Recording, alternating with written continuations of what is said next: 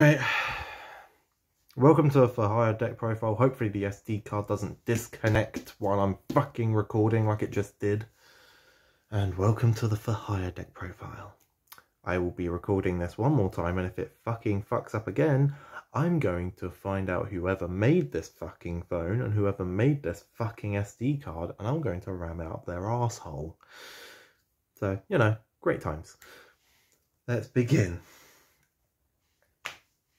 Free beat. It's a searcher.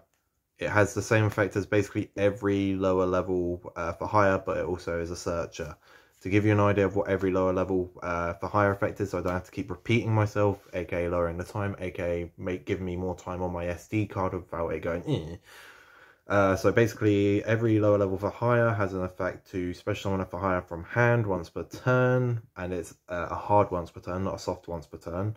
And it basically has an additional effect of when a For Hire is special summoned while this is on the field. So basically you normal summon beat effect to special summon at one from your hand, and then beat second effect will activate, which will allow you to search, and then the other For Hire that you summoned would be able to special summon its on its so the second one you summon will be able to special summon with its own effect, and then it'll be able to have its own effect on top of that, and it's like a very quick, fast-paced game, which is quite nice.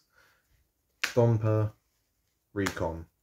Their secondary effects are to Recon is pop a face down, and Domper's effect is to pop a face up. And obviously, both of those effects are very good depending on who you're playing against. Obviously, if you're playing against a control player, the face down is very good. If you're playing against literally any other kind of deck, the face up popping is very good. It is a targeting popping, so it's not always going to go off, but it's still quite good. Philo. Basically, it allows you to special summon a For Hire from the graveyard. So it's quite nice in that sense, because obviously it's basically a monster reborn off the normal small effect of a For Hire, which is quite nice. Yay. Bravo. Basically it increases all the For Hires on the field at the time of its effect going off. Is attack by about 500, I think it is, when it increases. Is it 500? Let me double check. Yeah, 500 attack and defense when its effect goes off. Again, all of these are optional secondary effects. So obviously if you special summon while Bravo is on the field, but you don't want to use its secondary effect until you've got a full board of For Hires, you can wait until you've got the full board and then go, okay, now I've special summoned that last For Hire, I'm going to use his effect to increase the attack of them all.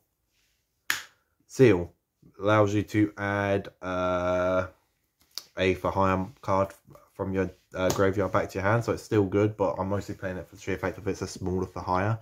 So all of these have been 3 of so far, but the next one's going to be a 2 of, because it's arguably, in my opinion, the worst For Hire effect of a littler one, which is Helmer, which is basically you discard a For Hire to to draw a card.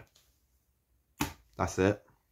So you basically recycle like Darkworld Dealings, but it's a lot more restrictive. So in my opinion, it's the worst effect out of the 2. Right, now we're caught up, and that's all of these smaller For Hires. Now we're going to go into the bigger For Hires. We have Raphael, arguably the best bigger For Hire.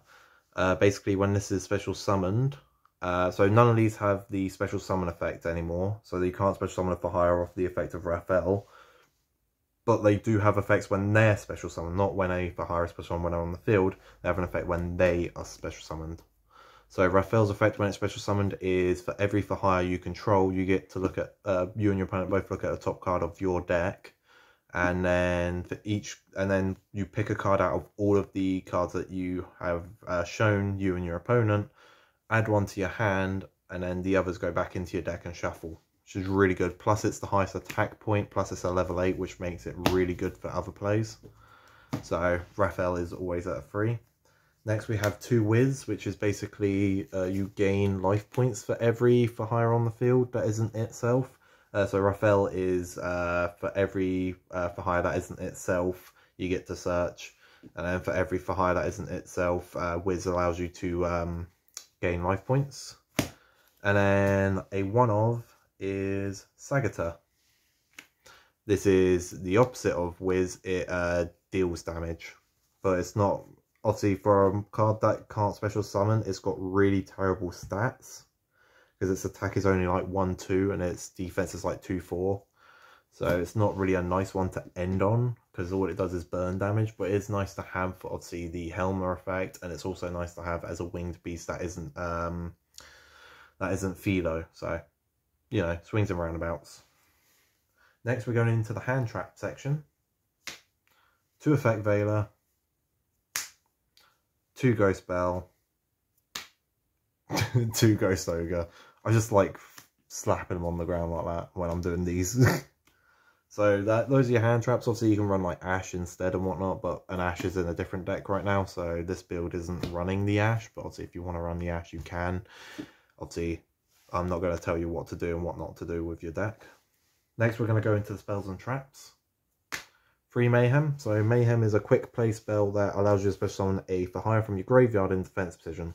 So what it does is it stops you from going into the for hire link from your graveyard, but also allows you to special summon a for hire during your opponent's turn.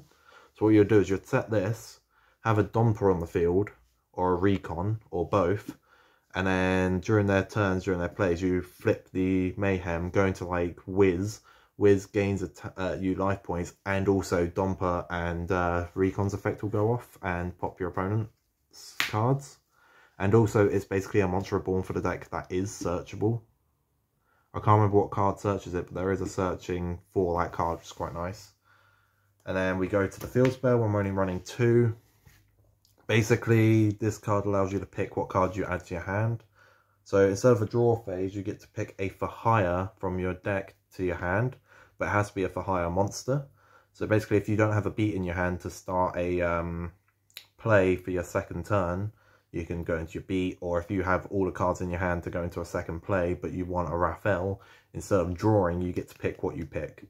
When you don't care, obviously, just draw whatever you draw, because obviously you want to go into a hand trap or whatever, because they're not searchable for this, but obviously if you want to go into a particular for hire, then that's really good.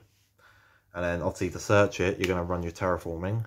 Obviously just thins out the deck a little. It's more of a thinning the deck out than, oh, I really want to see it. Because that's why I'm only running 2, is because I don't really care if I see it that much. But obviously terraforming is there to thin the deck out a bit. And then we're talking of thinning the deck out, we've got Rota for the beat, because beat is a warrior. So Rota will search out the beat to obviously start your plays off. And then we also have a Monster Reborn to like get one of your links out, to get one of your non-for hires from the graveyard out, or to steal opponent's monster from their grave. So that's the main deck, which as you've noticed was majority monsters, but that's because that's how this deck plays. Gives it some nice consistency, to be honest. Then we're going to go into the only XCs, which is the Hope Harbinger, which obviously 2 Raphaels, because they're the only level 8s, goes into Hope Harbinger, or obviously if you nick a level 8 from your opponent, which also is a good play, nick a level 8, go into Raphael, go into Hope Harbinger, stop them from going into spells. Quite nice. Next we're going into the links. This is basically the rest of the extra deck, it's the links, so get ready.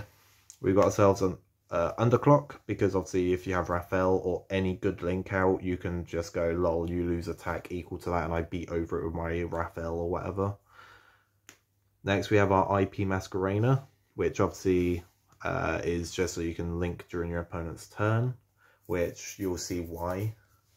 So then we have the Nightmare Engine. And then obviously IP's there for the Nightmare Unicorn, because then during your opponent's turn you can link it to Unicorn, discard a card, and then send a card back to their deck. It's a very common play, it's why IP Masquerena was quite well sought after and why it was expensive at the time. Next we're going into our Triple Burst to go into the Battle Phase negations. Then we've got ourselves some Folgos, only 2, because basically you want to go into it a little bit, but you never will always want to go into it. And also the sheer fact of Folgo has some good effects. It's a for hire, so it's affected by Bravo's effect to increase its attack points, and also because it's a for hire, all the cards like Wiz and Raphael, who has effects depending on how many for hires are out in the field, are affected by Folgo being on the field. And Folgo, when it's summoned, allows you to special summon a for hire that wasn't used in its link summon. So basically, if I use the warrior type beat, the beast type Donper, and the winged beast type Philo, I can't go into a warrior, beast, or winged beast for hire, but I can go into a reptile, I can go into a dragon, I can go into like a beast warrior. So it does give you some additional, like, it gives you an additional body on the board, and a potentially really good one too. Next we have our Nightmare Griffin, because obviously you can easily link, so what you'd do is you'd go into that underneath another card to stop them from using their effects, and also giving yourself a ton of effects, which is quite nice. Going into our Saryuya, basically any link heavy deck runs a Saryuya to be able to draw into more consistent plays. Topologic Zeroboros is a very good link 4 at the moment because of its errata, and also it's a very good card because obviously we're in like a link heavy deck, so you can go into it really easily. Then we've got ourselves our 2 little Borals because Borals are always good, and then we've got our Appaloosa because again it's a link heavy deck. You have no reason not to go into the Appaloosa. Right. I've been talking fast, you probably didn't catch most of it, but you've seen the cards as they've hit the field, so that should be enough. I've given you explanations if you can hear it, but I'm not re-recording this, so yikes. Hope you guys enjoyed, hope you guys subscribe, and hopefully I have no technical issues with the next one, because I really, like, I know what I want to make the profile on, and I'm waiting until I can afford the cards, which should hopefully be before Christmas, so I'm hoping to make the video before Christmas.